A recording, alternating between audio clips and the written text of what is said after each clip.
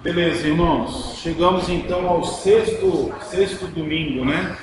Nós estamos expondo a carta de Paulo aos Tessalonicenses, verso a verso, e eu confesso que é um grande desafio nós meditarmos parte por parte, verso por verso dessa carta, e eu convido os irmãos a abrir a palavra de Deus na primeira carta de Paulo aos Tessalonicenses, capítulo 3. Nós vamos ler do verso 11 ao verso de número 13, apenas 3 versículos. Na verdade, essa perícope menor faz parte de uma maior, que foi a que o Val trabalhou no domingo passado. Eu vou fazer apenas o fechamento dela, e espero não fugir da linha do raciocínio do Val, e principalmente das Escrituras. Por isso nós nos preparamos durante a semana, né? Epístola de Paulo aos Tessalonicenses, no capítulo 3, verso 11, verso 12 e verso 13. A palavra de Deus diz assim: Ora, o nosso Deus, o nosso mesmo Deus e Pai, e Jesus, nosso Senhor, dirijam-nos o caminho até vós. E o Senhor vos faça crescer e aumentar no amor uns para com os outros, e para com o vosso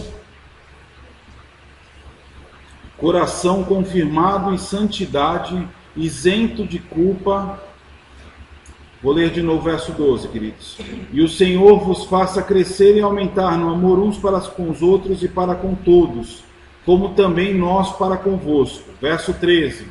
A fim de que seja o vosso coração confirmado em santidade, isento de culpa, na presença de nosso Deus e Pai, na vinda de nosso Senhor Jesus, com todos os seus santos. Amém. Para nós entendermos um pouquinho esses 3 versículos, vamos passear um pouquinho em alguns slides do domingo passado. Paulo, em Atos 16, realiza a sua segunda viagem missionária.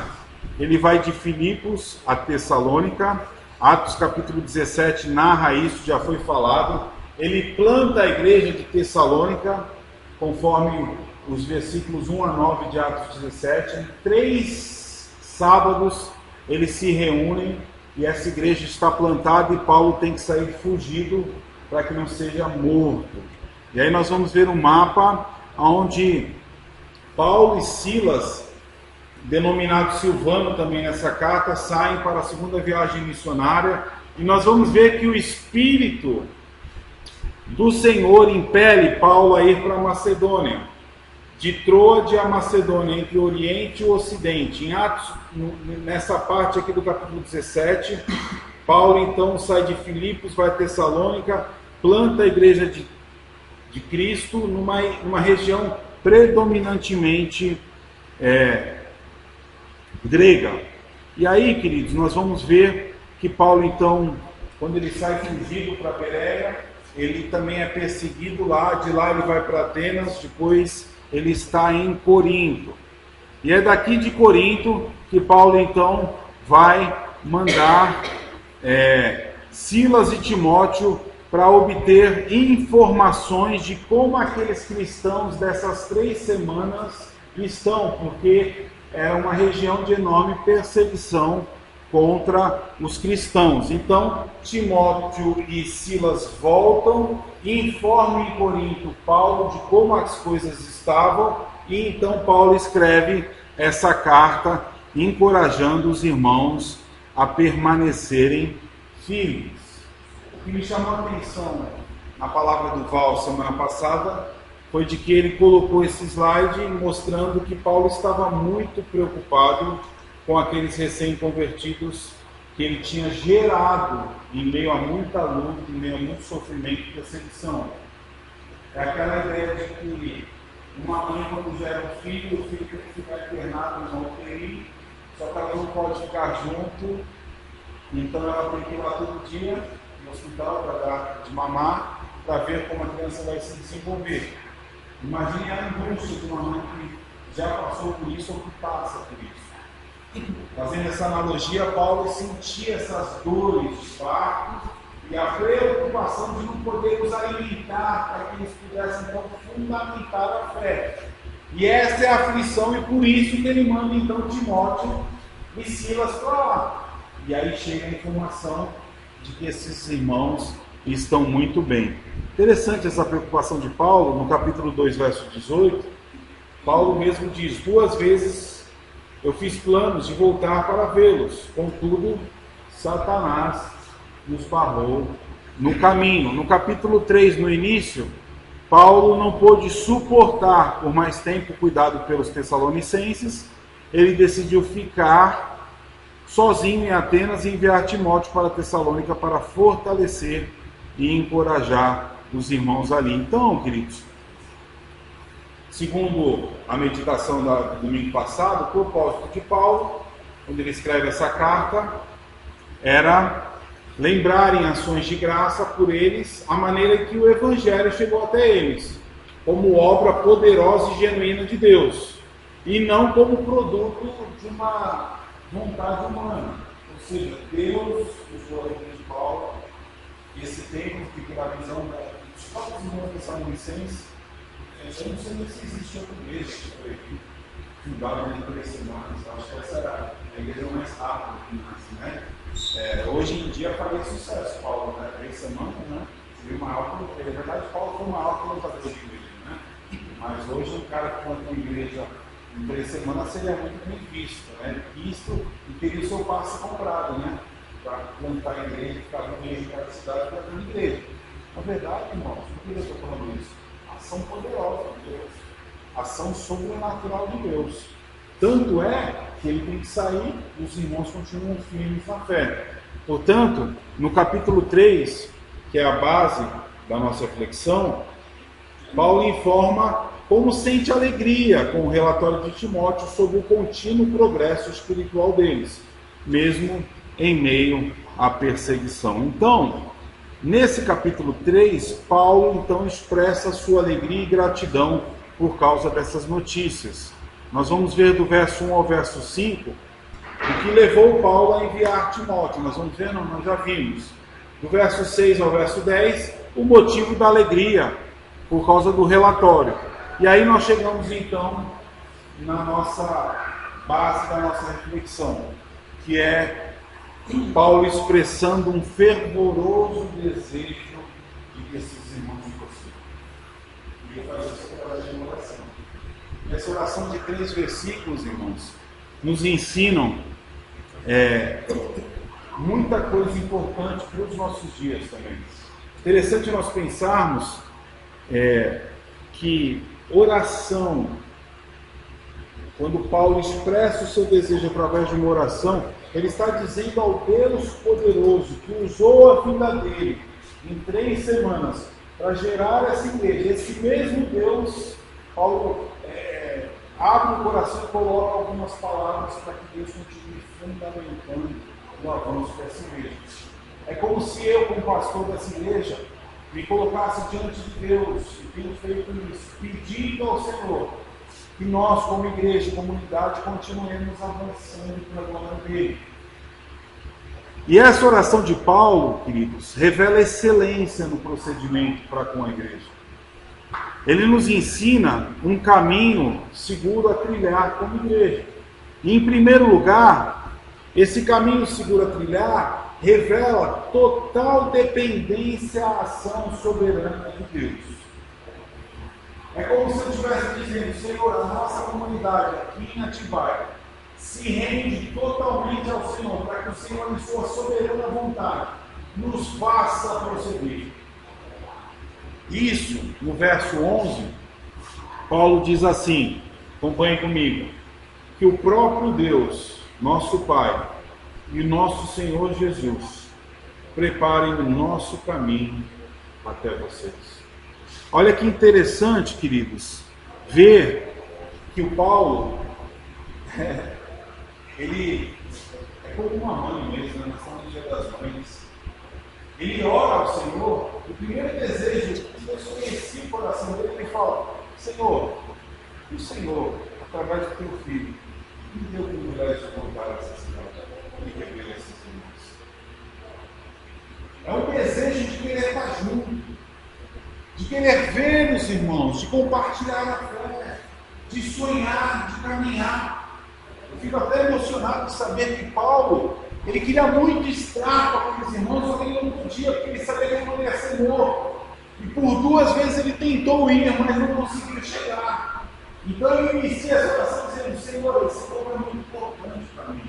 E deu o privilégio de poder voltar na sua poderosa ação soberana. Ele sabia que Deus poderia abrir os caminhos para ele voltar.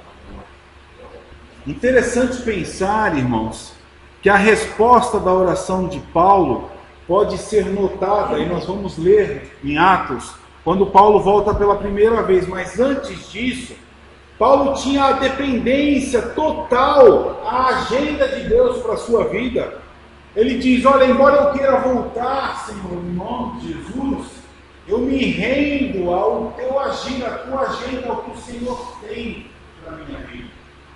É como se a gente quisesse já estar no lugar novo há 5 meses atrás, e a gente tem dinheiro, tem vontade, e a gente vai lá e vamos participar.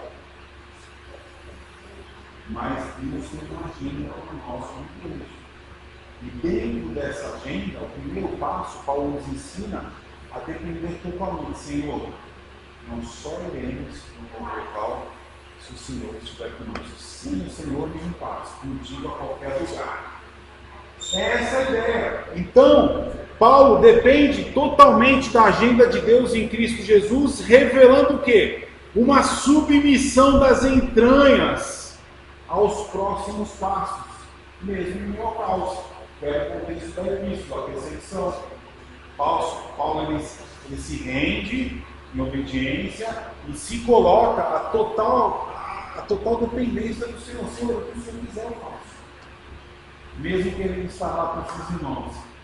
E olha como Deus é maravilhoso, irmãos.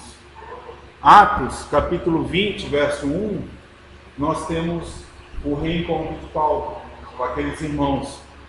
O reencontro acontece, pois Paulo estava submisso e sensível à voz e à direção do Eterno. Acompanhe comigo a leitura de Atos capítulo 20, verso de número 1. Cessado o tumulto, Paulo mandou chamar os discípulos e, tendo-os confortado, despediu-se e partiu para onde? Para a região da Macedônia. Ele foi correr as cidades ali e rever os irmãos. O que é maravilhoso ver, irmãos, dentro da agenda de Deus, Deus tem os próximos passos. E cabe a nós, como a Paulo, estar sensível para entender o que Deus está querendo. Paulo é um homem de oração. Ele está dizendo essas palavras uma oração. É aquela ideia de estar em oração, estar em meditação com o Senhor dia após dia, vai nos nortear a dar os próximos passos. Sem o Senhor e a orientação na palavra, nenhum passo. Com o Senhor, em oração, sensível à voz de Deus e fundamentado nas Escrituras, Deus nos levará, se nós não quiser, realizará os nossos sonhos como ministério. Eu tenho um padrão de sonho de ser igreja. E Deus, aos poucos, apesar de mim, dos meus pecados, das minhas fragilidades, Deus tem realizado alguns sonhos meus. Mas eu, como um bom sonhador, quero mais, né? E Deus, no tempo dele, vai nos ensinando, e até usando até essas séries de reflexão, para ir nos mostrando passo a passo o que ele tem para nós. Então, queridos, um caminho seguro a trilhar revela, em primeiro lugar, total dependência à ação soberana do Eterno. Em segundo lugar, revela também crescimento no amor e as relações. Interessante, e eu gosto muito desse tema, porque a vida é o amor, o Evangelho é o amor, tudo que é criado por amor, Jesus por amor se entregou por nós, Deus em amor que veio um filho, tudo é amor. Agora, por que será que o amor nas relações ele é tão difícil de ser expresso? Por que será que o amor é sempre a última cartada? Nós vivemos num mundo sem amor. Sem amor. Eu vi um vídeo essa semana na internet, tombou um caminhão de cerveja, 2 milhões. O cara estava preso nas ferragens do caminhão e o povo roubando cerveja.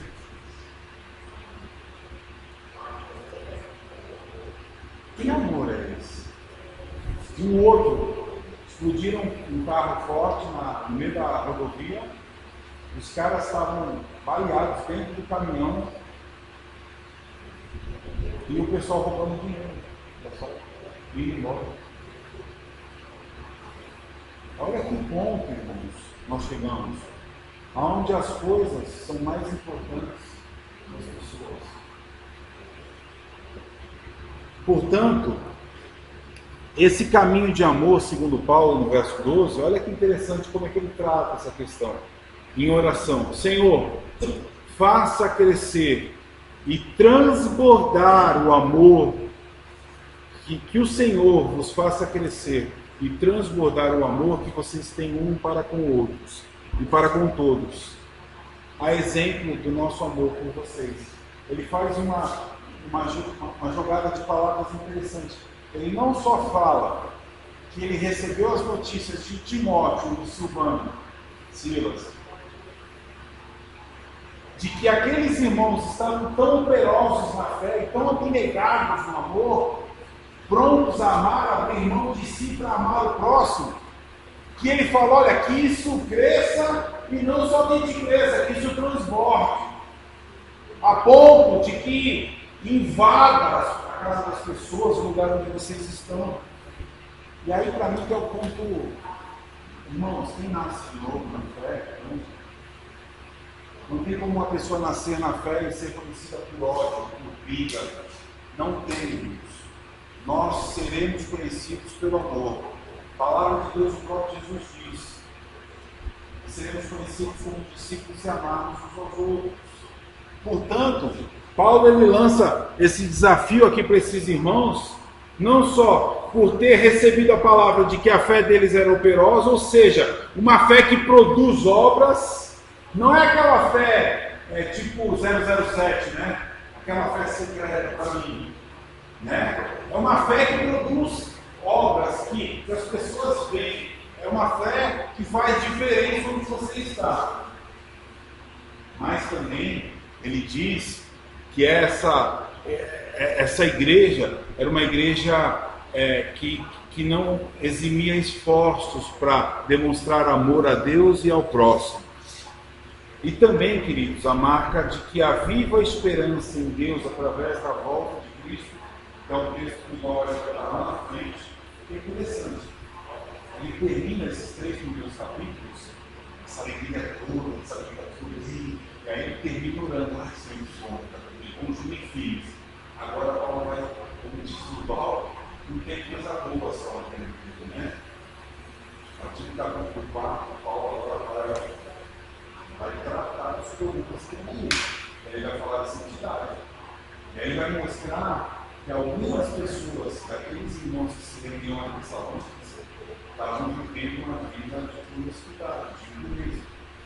E é o que o texto mandou para a vida também.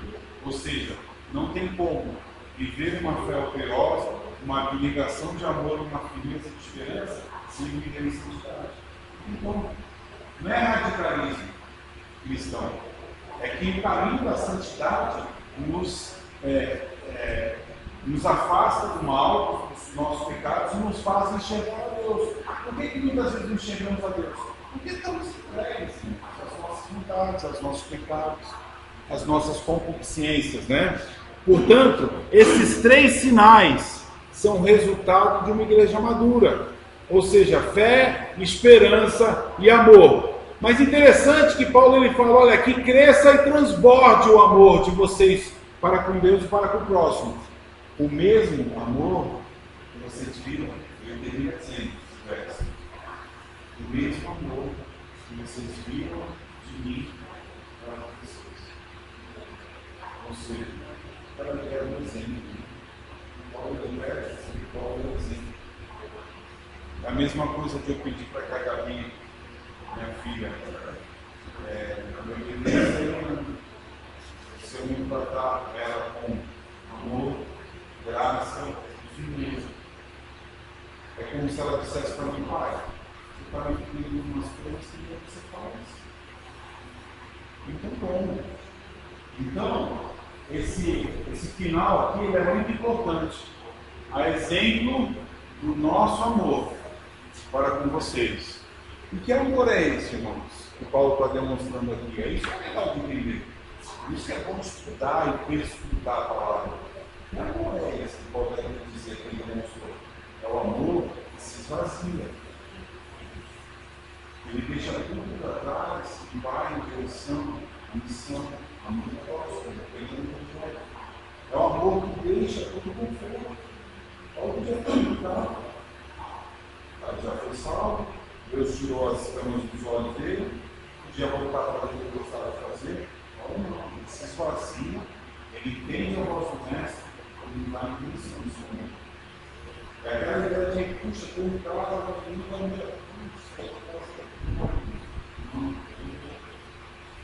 Eu desejo que o meu próximo seja servido e amado e cuidado. Então esse é o amor que Paulo ele demonstra por aqueles irmãos. E aí vem a terceira lição para nós nessa manhã através dessa oração. Um caminho seguro a trilhar revela que já é a transição de Paulo para o capítulo 4, a busca pela santidade. Ou seja, estou feliz, estou animado, em breve vou rever vocês, continuem firmes, sejam operosos na fé, tenham um amor para dar e vender, e agora esperem firme em Jesus como? Vivendo uma vida de santidade. O verso 13, Paulo diz assim, irmãos, que ele fortaleça os seus corações para serem irrepreensíveis em santidade diante de nosso Deus e Pai, na vinda do nosso Senhor Jesus com todos os seus santos. É aquela ideia que Paulo trabalhou, de que todos os capítulos ele faz uma alusão à volta de Cristo. Enquanto Cristo não volta com os seus santos, continuem firmes e irrepreensíveis em santidade. O que é uma pessoa irrepreensível? É uma pessoa, no jargão popular, que tem as costas limpas, de que não tem que ser acusado, não tem que falar com ele, de apontar alguma coisa. Agora, o que me espanta é que Paulo fala que as pessoas têm que ser irrepreensíveis em santidade. E aí é o exercício da fé, é o sacrifício vivo, né? É você morrer para o seu eu todos os dias, para que você busque o Senhor. E eu coloquei aqui para que vocês entendam que ser irrepreensível em santidade é a santidade que nos leva a viver uma vida reta. Segundo Paulo, para se tornar um cristão santo, justo e irrepreensível, é preciso agir de maneira contrária ao que o mundo ordena. Ou seja, precisamos realmente andar como Cristo andou, com responsabilidade, com foco, com vontade, com visão, de fazer aquilo pelo qual o Senhor mandou nós fazer. Sabe por que nós pecamos, irmãos? Sabe por que eu e você a gente peca? Porque pecado não é bom pecar. Se não fosse bom, não é pecar. Pecar é bom. Satisfaz os nossos desejos, a nossa carne, as nossas vontades. Aquela coisa da pé que sai com gosto mesmo. Porque se não fosse bom, não tem pecado. Uma vez um presbítero disse isso para mim numa mesa de almoço lá em Mato Grosso. Ele falou para mim, pastor, pecar é bom demais, não é? Eu fiquei meio sem nada, não. Então por que o senhor peca?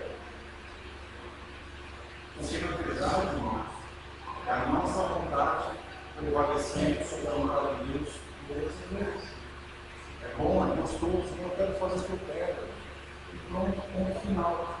E aí Paulo vem e fala, não, a santidade deve levar você a ser irrepreensível. Ser irrepreensível é buscar o amadurecimento, ou seja, todos os dias eu tenho que morrer com o meu eu para que eu cresça e desenvolva maturidade. É bom, né? Ter um relacionamento maduro, amigos com maturidade, né? É bom. Difícil é você ter uma pessoa do seu lado na rua que dá tanto trabalho. Ou os filhos maturos dá tanto trabalho, envergonha a gente. Ou um profissional do lado que é tão maturo que você dá trabalho na empresa. Quando você entra com relações maduras, a tendência é a coisa dar certa. Isso é ser irrepreensível aos olhos de Paulo. Ser irrepreensível é não possuir nenhum tipo de engano, não induzir ninguém ao erro. Olha que interessante isso. Não é só você ser correto, ser irrepreensível. É você não levar o outro a pecar, a errar.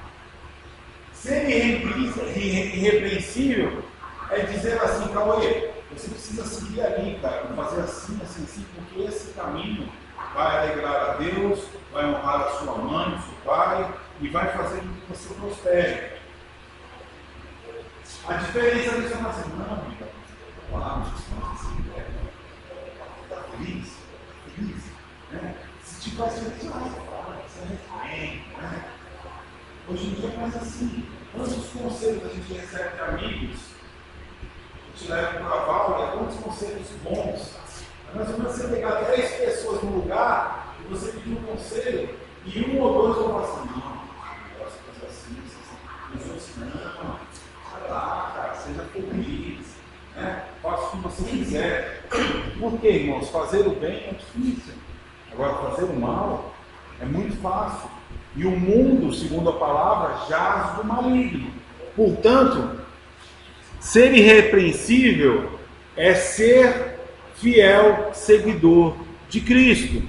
1 Tessalonicenses mesmo mais adiante, lá no capítulo 5, olha o que Paulo vai dizer. E o mesmo Deus de paz vos santifique em tudo, em todas as coisas, em todas as causas, e todo o vosso espírito, alma e corpo seja plenamente conservado, irrepreensíveis para a vinda do nosso Senhor Jesus. Como é que Jesus tem que nos encontrar? A palavra de Deus está recheada de versículos que nós temos que estar prontos, preparados, vigilantes da volta de Jesus. Mas você, de repente, pensa igual eu penso, puxa, a gente não está assim, essa é uma linda de está pleno, né? Acho que eu vou me preparar, de repente eu disse, né? Vai ser no dia 20 de fevereiro de 2037. Ela tem que se preparar, né? A palavra de Deus diz que Jesus voltará em breve. E ele virá como um leão. E ele buscará a sua igreja. E julgará os vivos e os mortos. E aqueles que foram amados, salvos, escolhidos e perseveraram até o fim, gozaram da eternidade. Portanto, essa palavra deve nos levar a trilhar o caminho da irrepreensibilidade. Viver em santidade é um caminho seguro a trilhar. Portanto, é a ideia do já e do ainda não. Nós já vivemos com Cristo, já somos vitoriosos, já desfrutamos de graça, temos a eternidade, mas ainda não estamos lá. Estamos vivendo aqui agora. E é por isso que Paulo ele fala, olha, vivam em santidade, busquem viver em santidade. E ele diz essa expressão com todos os seus santos, né? Que é a ideia daquela, a ideia de que os vivos e os mortos estarão unidos. E todos os filhos dos seus amados, os anjos do Senhor e os filhos estarão juntos com Jesus. Nós não vamos nos aprofundar nisso, mas só como Paulo ele vai virar o capítulo e ele vai agora partir da gratidão através dessa oração para a prática.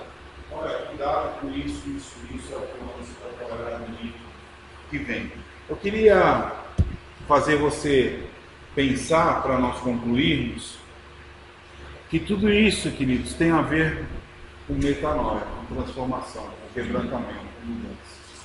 Eu falei, só que eu não tenho poder de chegar e quebrar o seu coração.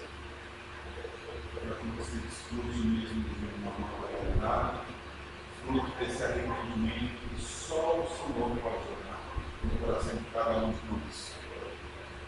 Transformação de meios, lapidação do caráter, expansão da consciência, movido pelo Espírito do Senhor. Isso é metanoia, isso é transformação. Por quê, queridos? Nós corremos dois perigos, eu gosto de voltar a isso. De viver estagnado, achar que eu não preciso viver uma vida de metanoia todos os dias. Porque todos os dias nós somos tentados a fazer o que é mal. Ou seja, temos que ter ligação íntima com o Espírito, para que Ele nos mova a arrependimento e quebrantamento diários. Mas o perigo é, não, tá bom, eu vou ficar aqui sentadinho, estagnado, isso não acontece na minha vida. Isso vai gerar algo muito ruim para a tua vida. E o outro perigo é você saber o que você deve fazer e não fazer. Que é uma vida de cinismo, de hipocrisia. Portanto, queridos, eu quero concluir, antes de apontar para Cristo, dizendo que esse relatório de Paulo, de Timóteo a Paulo, trouxe bastante alegria a Paulo. E ele trabalhou essas três perspectivas aqui. Um caminho seguro a trilhar revela a dependência à ação soberana de Deus, portanto, se renda. Depois de se render mesmo, passar por esse processo de metanoia, de quebrantamento e arrependimento, que o seu amor seja conhecido nas relações, ame sem fronteiras. Mas não se esqueça de vigiar e orar, de buscar a santidade e irrepreensibilidade, porque isso é resultado de amadurecimento. E aí, queridos, certamente isso vai gerar fé, esperança e amor. É reflexo da sua salvação, da sua eleição. Leva-nos a testemunhar e a anunciar as boas novas.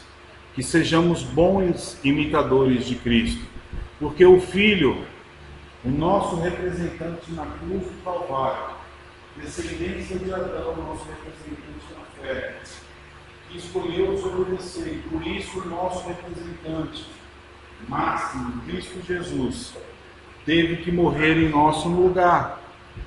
E é legal esse paralelo que o Val fez, porque se Adão representa a nossa posteridade, descendência, e através de Adão nós escolhemos pecar, o outro representante, Cristo, nos dá a possibilidade, na sua morte e ressurreição, de fortalecer a nossa fé, de gerar uma vida de esperança e de nos levar a demonstrar amor, não só demonstrar, mas nos entregarmos em amor a Deus e pelo próximo. Ele morreu por amor a mim e a você, para que nós possamos desenvolver essas coisas. Se isso é pouco, imagina muito. Isso é muito. Na verdade, eu tenho feito pouco. E que a gente se aprofunde nessa carta e entender que cada domingo Deus quer falar conosco numa área e nos levar a uma comunidade. Eu estou ainda bem longe disso, creio que você também, mas juntos nós podemos crescer e nos desenvolver nisso. Eu queria que você abaixasse a sua cabeça agora para nós orarmos. Eu pedi para a Dani chamar as crianças. Nós vamos pedir a Deus que Deus nos ajude, né, irmãos? A gente tem tantas vontades, eu tenho tantas vontades, que no dia que eu acordo não quero fazer nada. Na verdade, eu quero fazer só o que eu quero. E normalmente, tudo que eu quero não tem nada a ver com Deus. Tem a ver com o mundo, tem a ver com a carne e tem a ver com as setas do diabo. E eu tenho que morrer todos os dias para a minha vontade, para que a vontade de Deus prevaleça. E essa é a minha oração por mim e por você nessa hora. Senhor, tem dias que nós nos encontramos extremamente fracos, vulneráveis, e escolhemos a fazer a nossa vontade. E a nossa vontade está bem distante, sim, da tua vontade. Porque a nossa vontade, Pai, é fruto do nosso meio, desse mundo que nós estamos submersos. Realizar as coisas que as pessoas realizam. Viver os padrões que são pré-estipulados pela mídia. E nós temos a falsa sensação, Pai, de que isso vai nos trazer felicidade, porque o Senhor é misericórdia, irmãos. Nós sabemos de verdade, Senhor, que não é assim. Que nós busquemos, Senhor, o caminho da irrepreensibilidade. Que nos tornemos irrepreensíveis diante do Senhor. E que possamos assim acreditar, Senhor, e nos render à ação soberana do Senhor. Nós precisamos muito, Pai. Que Deus Santo Espírito nos ensine. E nos ensine a viver em santidade. Para que possamos nos apresentar, Senhor, diante do Senhor todos os dias, irreconhecíveis, sem mancha, sem erro, sem mágoa, sem rancor, sem desânimo, sem irritação, sem também uma falsa esperança. O Senhor gera em nós através do Santo Espírito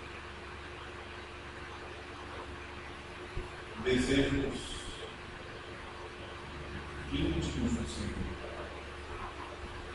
que acelerem o nosso coração e nos induz a viver o teu louvor, continuamente cativo a ti, o coração firme nas tuas escrituras, para que assim